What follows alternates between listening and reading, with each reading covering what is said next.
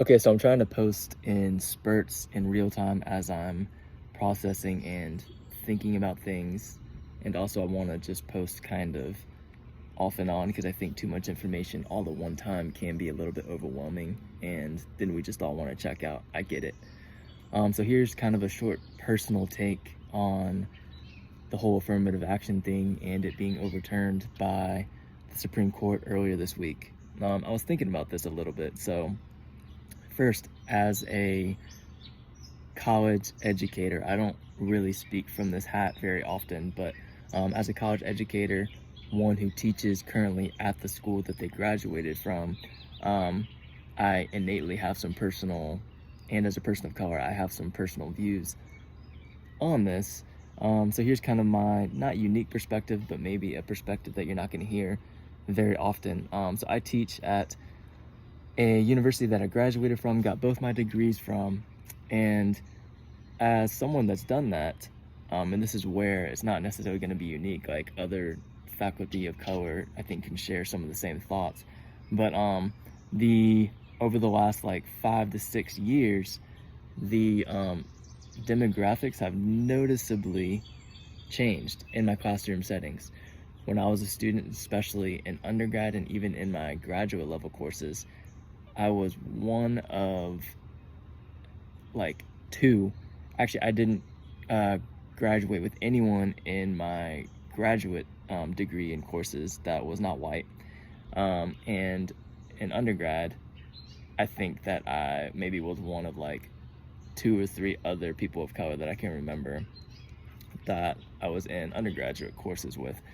And so fast forward to now when I teach, and especially when I teach freshman level courses, I'm so thankful and encouraged and happy to see how the university has changed, in that as I look out at my classroom the first day at my students, I see an overwhelming, not overwhelming, but a now majority students of color in my classroom, which is really, really cool, really exciting. It doesn't mean I care about them more or value their stories more than white students that I have in the course, because I love hearing everyone's stories. But the thing is that, and you've probably heard about this if you've been following this the last few days, a diverse classroom benefits everybody. That includes white students. Like, white students, it's detrimental to white students to not hear diverse perspectives. And so my classrooms, I'm just very thankful to be a part of leading discussions in my classrooms that I didn't get to be a part of because my classes were not diverse, and these classes are so much more diverse. So I'm very thankful to hear from so many different and diverse cultures and perspectives. Now, we've absolutely arrived at these demographics having changed to be like they are because of affirmative action. I don't know all the ins and outs about that, which I'm going to have conversations later next week about with people, but it's for sure only going to be detrimental to this reality, that now that affirmative action is being done away with. There's not enough evidence out there to show that there's another alternative way, certainly not a race neutral perspective that's not just not been proven to work, but it's actually been proven over and over again to not work.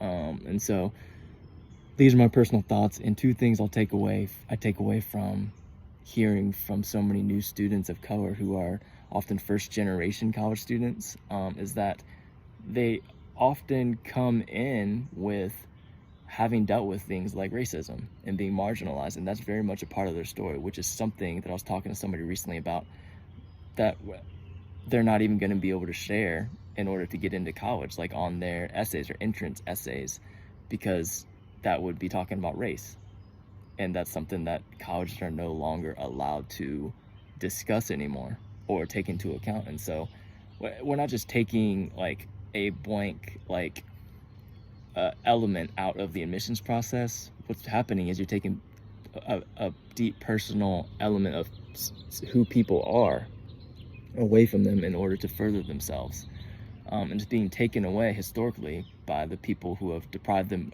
in the first place. So that's one thing. And my favorite part of my job in the classroom is empowering people, regardless of race, but in particular, I'm talking about my students of color, to share their stories when they're very much conditioned to feel like their story is not worth sharing. And so, I, you know, I hope to continue to do that, but I feel the personal weight of how that's going is being um, taken away in some way by this Supreme Court decision. So, um, hopefully, this is helpful.